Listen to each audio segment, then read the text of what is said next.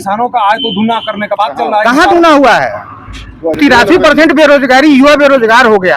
आप कह रहे हैं कि हमने बहुत कुछ किया। सारे व्यवसायी परेशान है, किसी से अगर हथ फेर ले लिया तो दे नहीं पा रहे पैसा।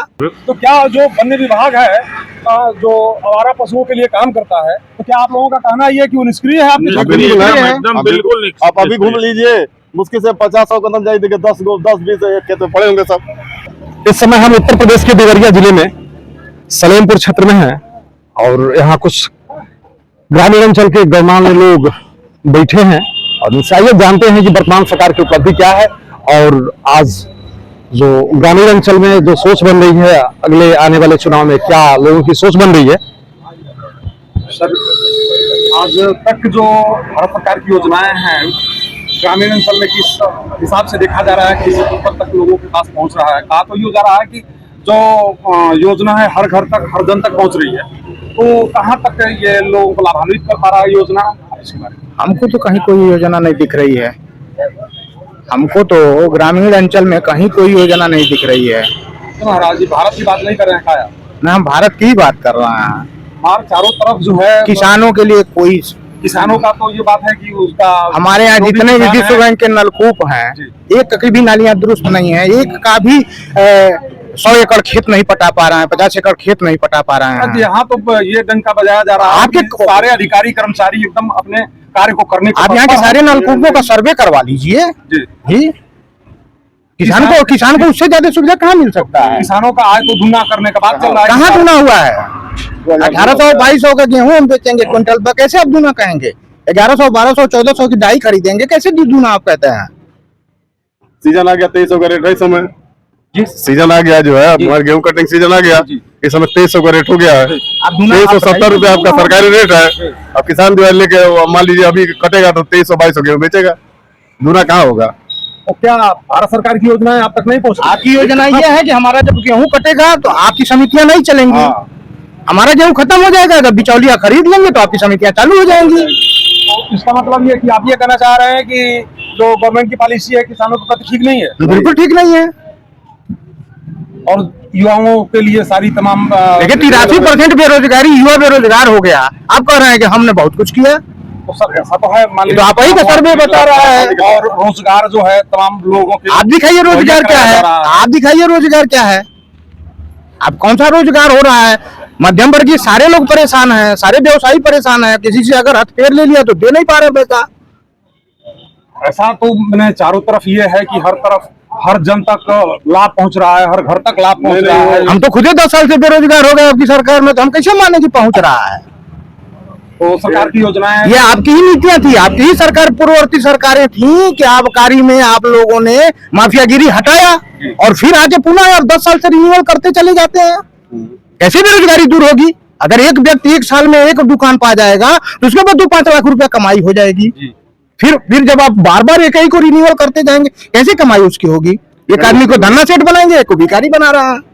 यानी जो पॉलिसी है ये संतुष्टिपूर्ण नहीं है? बिल्कुल नहीं है। हर साल जो है उसका टेंडर होना चाहिए, एकदम होना चाहिए। नए लोग आएंगे 10%, 20%, 25% नए लोग आएंगे तो उनका परिवार तो चलेगा, कुछ तो पूंजी उनके पास होगी। तो आपका कहने का ये है कि लोगों को रोजगार नहीं मिल रहा? बिल्कुल नहीं मिल रहा है। रोजगार तो कहाँ है? आप रोजगार बताइए तो। तमाम चारों तरफ योजनाएं निकल, तमाम योजनाओं में आप ये बताइए कि रोजगार उसको मान रहे हैं जो एक अपने बच्चे की फीस नहीं दे पा रहा है, 15,000 10,000 का काम करके अगर कमा रहा है तो कैसा रोजगार है? वो चपरासी का पद समाप्त हो गया। जो भी हाई सेकेंडरी कॉलेज थे, चपरासी जो स्कूल में थे उसका समाप्त कर दिया गया। एनजीओ से भर्ती है 12,000 महीने में, वो भी एनजीओ को ले रहा है। पूरे जिले का 20 सरकार दे रही है, 10,000 दे रहा है, 10,000 बचा रहा है। मेडिकल कॉलेज कहीं भी हो, एनजीओ का मतलब है। अब क्यों सरकार डायरेक्ट में भर्ती कर रही है?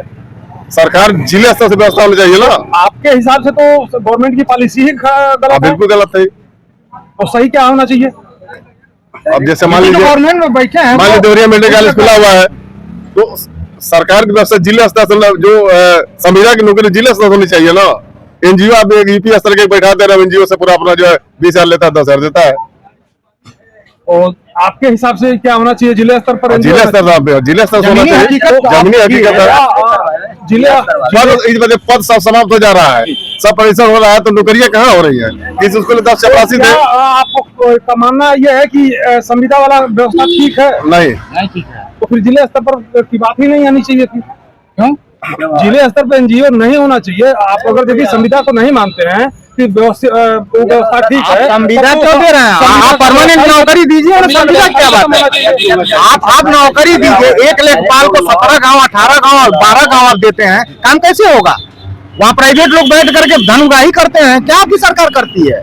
उसको इस पे नजर रखनी चाहिए ना। इसका मैंने आपके कहने का तात्पर्य तो ऐसा लग रहा है कि जितने लेखपाल का वैकेंसी होना चाहिए उतना ही नहीं है। बिल्कुल नहीं, तभी तो एक लेखपाल के दिन 8 गांव मिल रहा है। लेखपाल को 8-8 गाँव 10-10 गाँव, लेखपाल को 8-8 गाँव 10-10 गाँव, सेक्रेटरी को 8-8 गाँव 10-10 गाँव। और क्या हो रहा है? विद्यालयों उससे दिक्कत क्या है? अच्छा बताइए, बताइए जैसे मान लीजिए स्कूल में अगर 5 चपरासी है, 5 चपरासी की भर्ती जैसे पहले चल रही है, तो समाप्त करने बेरोजगारी दूर होगी, बढ़ेगी।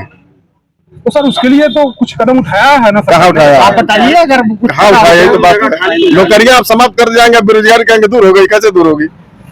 मान लीजिए तमाम प्राइवेट अपना व्यवसाय करने के लिए तमाम सारी गवर्नमेंट उसको भी आप कहाँ प्राइवेट व्यवसाय हो रहा है उसका बताइए? क्या डाटा है रोजगार का? कैसे उसको हम माने कि क्या रोजगार है? समाप्त करते जाएंगे, उसके बाद जो नौकरियां बढ़ती जाएंगी, ऐसा कैसे संभव बताइए? पद बढ़ना चाहिए ना, बेरोजगारी में पद बढ़ना चाहिए, तब ना समाज में पद खाली पड़े हैं, हर विद्यालय में जगह, पद खाली पड़े हैं। विद्यालय में जगह खाली है, लेकिन इन लोगों को पावर नहीं दिया गया कि लोग भर्ती करते। अभी आधार कहाँ, जहाँ 10 चपरासी, 3 चपरासी, 2 चपरासी काम किया, आधार कार्ड वर्कर बनता था। अब संशोधन गोरखपुर हो रहा है केवल आधार कार्ड जो है हर चट्टी चौराहे जो गुमटी खोले तब बेरोजगार चल रहा था, अब संशोधन कर रहा तो एक कोई एनजीओ लिया तो गोरखपुर जाने आने कितना खर्च होगा? एक आदमी अगर करेक्शन कराने जाएगा गोरखपुर तो उसको दिन भर समय 250 रुपये किराया, इससे जो है रोजगार का सृजन नहीं होगा। कहाँ हो जाएगा? एक गोरखपुर और जो लोग 20 रुपए का काम 250 में करवा रहे हैं, उनका जो 50 रुपए लेकर बना रहे थे उसी समय देना चाहिए, संशोधन कर देता, हमारा इस काम चल जाता, हम गोरखपुर जाने की क्या जरूरत है? आपके हिसाब से पूरा सिस्टम ही गलत है। बिल्कुल गलत है। आने वाला जो चुनाव है इसमें क्या आप लोगों का विचार क्या बन रहा है? इनको पता चल जाएगा कि क्या किए हैं। जो वर्तमान सरकार है मान लीजिए बिल्कुल पता चल जाएगा कि इन्होंने क्या किया है। समस्या किसान निधि ये दे ही रहे हैं। किसान निधि से क्या होता है? 6,000 एक साल में आप देते हैं, उससे क्या होता है? राशन तो क्यों हमको लॉलीपॉप चटा रहे हैं? आप उसके जब हमको रोजगार तो दीजिए। वो यानी फ्री राशन के जगह पे रोजगार, बिल्कुल रोजगार चाहिए। तो आपके देवरिया जिला में सरकारी नौकरी भर बढ़ता है ना जी, गेहूं पे कब बढ़ा है? गेहूं का महंगा नहीं होना चाहिए। आप गेहूं का रेट जितना होता है काट दीजिए, आप 20,000 रुपए ढाई बेचिए, हम लेने को तैयार है, लेकिन हमारा मूल्य दीजिए भैया। आप क्यों कहते हैं कि हम सब्सिडी काहे नहीं दे रहे हैं? एमएसपी की मांग कर रहा है किसान, तो आप क्यों नहीं देना चाहते हैं? सब्सिडी हम मांगने जा रहे हैं, सब्सिडी उठा ले जाइए, यूरिया डाई सब उठा ले जाइए, लेकिन जो प्राइस गेहूं का मिलना चाहिए वो हमको दे दीजिए। वो प्राइस आपको मिलना चाहिए। तो महंगाई के हिसाब से गेहूं की तो महंगाई बढ़ी है 70 साल में। तो गेहूं का मूल्य की बात कर रहे हैं, जो किसानों के जो द्वारा उत्पादित किए जा रहे हैं जो भी प्रोडक्ट, चाहे गेहूं हो, धान हो, सब्जी हो, तो उसका मूल्य निर्धारण कौन करेगा? हम करेंगे, किसान करेगा। उसकी संपत्ति है, मूल्य निर्धारण किसान करेगा। मैन्युफैक्चरिंग उसकी है तो जी, किसान करेगा उसका निर्धारण। सारी कंपनियां 10,000 की खोलती है तो उसका प्राइस मूल्य लिखती है 105 रुपया, 10 रुपया। हम गेहूं पाता तो सरकार साल में 40 रुपये बढ़ाती है, 40 में समर्थन मूल्य बढ़ा दिए, क्या मतलब इसका? तो आगे आने वाले चुनाव में क्या योजना है? आप लोगों की क्या सोच बन रही है आम पब्लिक की? इनको बदलना है, जो वर्तमान सरकार है उसको बदलना इनको बदलना है। महाराज इतना सारा व्यवस्था किया गया, मंदिर का निर्माण कराया गया, क्या मंदिर तो हमारे गांव में भी, हम वहाँ भी पूजा कर लेते हैं। भगवान राम की पूजा तो हम अपने घर में कर लेते हैं। मंदिर अगर रोजगार देता हो तो हम उसके प्रति वो रहेंगे। रोजगार अगर देता है, रोजगार की बात चल रही है तो रोजगार मंदिर नहीं दे रहा है, तो आपके जो क्षेत्रीय व्यवस्थाएं हैं इसमें क्या ऐसा चीज आप लोगों को दिख रहा है कि जो किया जाए जिसकी वजह से रोजगार बढ़े? ब्लॉक स्तर पे तमाम चीजों का निर्धारण करिए, तहसील स्तर पे निर्धारण करिए। हमारे यहाँ मंडियों की कमी है, आप मंडी की व्यवस्था कराइए, किसान तब संतुष्ट होगा। हम सब्जी उगाते हैं, हमारे यहाँ पशुओं से नुकसान हो रहा है, उसके लिए PIL दाखिल होता है, उस पर अब सरकार हलफनामा लगा देती है। क्या हम उस पर देख रहे हैं? देखती क्या, अभी तक कुछ नहीं हुआ उसमें। मिट्टी का जांच कई साल हो रहा है तो हुआ नहीं। किसानों के वास्तविक जो समस्या है आप लोगों के हिसाब से सरकार देख नहीं रही है। बिल्कुल नहीं देख रही है। और ना ही बकरी में है। तो आवारा पशुओं के बारे में क्या? बहुत ज्यादा नुकसान है किसान के, यानी 25% खेतों में नुकसान हो रहा है। सब्जी की खेती नहीं कर पाते हैं हम लोग। सब्जी की खेती में कहाँ से बाढ़ लगेगा, कहाँ से क्या होगा, ना अरहर हम बो सकते हैं, ना सब्जी बो सकते हैं, तो बताइए कैसे होगा? तो ये जो व्यवस्था में आप लोग चाहते हैं तो गवर्नमेंट को क्या करना चाहिए जिससे आपको ये सारी जैसे कि समस्याएं- गवर्नमेंट ने जो बॉम्ब लगाया हुआ है, मान ली क्या करें हम लोग, कहाँ उसको डालेंगे? यानी गवर्नमेंट को ये चाहिए कि जो जितने आवारा पशु हैं उनका प्रबंधन किया जाना हाँ, चाहिए। बिल्कुल। तो क्या जो वन्य विभाग है जो आवारा पशुओं के लिए काम करता है, तो क्या आप लोगों का कहना ये है कि वो निष्क्रिय है? आपको निष्क्रिय बिल्कुल है, है। एकदम बिल्कुल आप अभी घूम लीजिए, मुश्किल से 50-100 कदम जाइए, देखिए 10-20 खेत में पड़े होंगे सब गाड़ू जो है।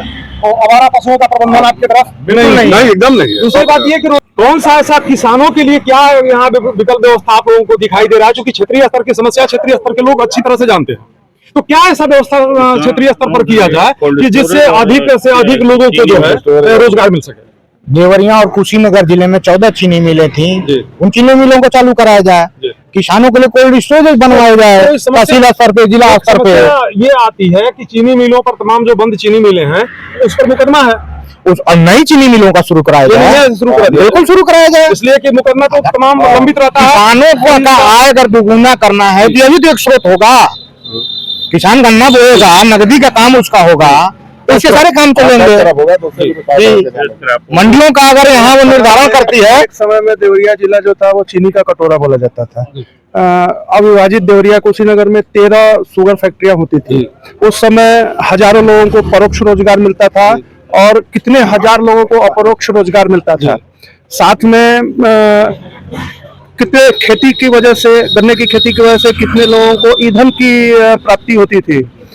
तमाम तरह के पशुओं का चारा भी मिला पशुओं का करता था, चारा मिलता था। 3 महीने जो है। उसके बाद शुगर फैक्ट्री का जो प्रेसमेंट होता था वो किसान सड़ा के और किसान खेतों में डालते थे, जिससे कि खेतों में पैदावार बढ़ती थी। साथ में ही शुगर फैक्ट्री चलने की वजह से जो साइकिल होता था फसल का वो चेंज होता था, जिससे हमारी मिट्टी जो होती थी वो बेहतर होती थी। इतने केमिकल का हमें यूज नहीं करना पड़ता था। लेकिन पूरी शुगर फैक्ट्री का सर्वनाश करके उसमें राजनीतिक अवरोध की वजह से अभी मुकदमा है या तमाम ऐसी चीजें हैं जिसकी वजह से सारे किसान जो हैं वो पीड़ित हैं और इस स्तर तक पीड़ित हैं, क्योंकि गन्ना जो था वो एक नगदी फसल था। गन्ना जो था एक नगदी फसल था। गन्ने की पैदावार जब होती थी और गन्ना जब खेत में तैयार हो जाता था तो किसान एक अनुमानित बजट अपना बना लेता था कि इतने रुपए का गन्ना मेरे पास है, मतलब मैं इस साल इतने रुपए का काम कर सकता हूँ। लेकिन अभी आज के डेट में अब गेहूं है, अभी ये साल में गेहूं में 3 असमय बारिश हुई है। हमारा सारा गेहूं सो गया है। अभी उसमें उपज में अंतर आएगा, उपज कम हो जाएगा और उसके लिए बीमा गवर्नमेंट की तरफ से बीमा का प्रावधान है। वो 5 साल का भी मिला नहीं। अब नहीं, माफ होगा पूरा जिले में, जब बाढ़ आ जाएगी तब वो देंगे बीमा। गवर्नमेंट की तरफ से प्रावधान है बीमा का, लेकिन उसमें प्रक्रिया इतनी लंबी है कि एक आम किसान जो है वो पाता ही नहीं है। फसल बीमा वगैरह तो 9,100 बीमा तो कभी नहीं मिला, नहीं मिला। क्या कर रहे हैं? 9,100 से हर साल बीमा, फसल बीमा कराते हैं। हाँ, लेकिन कभी नहीं मिला। हाँ, मान ली हमारा खेत अगर नुकसान हो गया तो हम मान ली कंप्लेन किए तो हम भी हमारा मिलना चाहिए ना। तो सरकार की सोच है कि जिला जब आ जाएगा तब वो चलेंगे कि हाँ आपका भी नुकसान हो गया, ऐसा नहीं होना चाहिए। उसका प्रबंधन होना चाहिए। केसीसी के थ्रू गवर्नमेंट जो है वो बीमा उपलब्ध कराती है, लेकिन सबसे पहले तो नुकसान क्षति होने के 72 घंटे के अंदर आपको सूचना देना है। अगर मैं समय से मौके पे घर पे नहीं हूँ और मुझे मालूम नहीं है कि मेरे फसल का कितना नुकसान हुआ है, तो मैं कैसे 72 घंटे के अंदर सूचना दे पाऊंगा। उस कंडीशन में सरकार को यह सुनिश्चित करना चाहिए कि जो हमारे राजस्व के कर्मचारी हैं, हमारा कृषि विभाग है, जब कोई भी आपदा आती है तो वो खुद जाके सर्वे करे, क्षेत्रीय भ्रमण करे। आप लोगों के कहने के हिसाब से तो ये हुआ कि योजनाएं तो हैं लेकिन लोगों के पहुंच से बाहर है। योजनाएं हैं लेकिन योजनाओं के साथ इतना भ्रष्टाचार है कि वो धरातल पे आ ही नहीं पाता है। जैसा कि किसानों की पीड़ा देखा गया और जो भी सक्षम अधिकारी, संबंधित अधिकारी हैं, प्रकरण को संज्ञान में लेना चाहें, अन्यथा जो आम पब्लिक है अपनी राय बना चुकी है और इसका खामियाजा कहीं न कहीं वर्तमान गवर्नमेंट को भुगतना पड़ सकता है। इसलिए जो भी इनकी पीड़ा है, किसानों की पीड़ा सुनी जाए, देखी जाए और त्वरित गति से इसको गतिमान करते हुए जो भी योजनाएं हैं आम जन तक पहुंचाई जाए और जिसके हकदार किसान हैं उस योजनाओं को किसानों तक पहुंचाया जाए, लाभान्वित किया जाए। अन्यथा की दशा में लोगों की बातें तो आप लोग सुन ही चुके हैं, लोग निर्णय ले लेंगे जिसके परिणाम स्वरूप वर्तमान गवर्नमेंट को खामियाजा भुगतना पड़ सकता है।